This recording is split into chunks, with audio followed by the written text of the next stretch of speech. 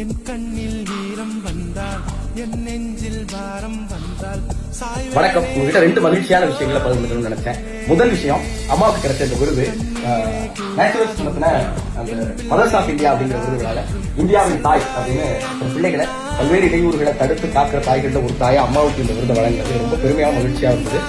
நீங்க சொல்லுங்க, எப்படி இருந்தது? ரொம்ப மகிழ்ச்சியா இருந்துச்சு. ரொம்ப மகிழ்ச்சியா இருந்துச்சு. நினைச்சு கூட பார்க்காத ஒரு விருது. ரொம்ப மகிழ்ச்சியா இருந்துச்சு. அப்புறம் இந்த ஓவியர் தமிழ் எழுத்துக்களால அம்மாவின் முகத்தை வரைஞ்சிருந்தாரு. அதுவும் மகிழ்ச்சி.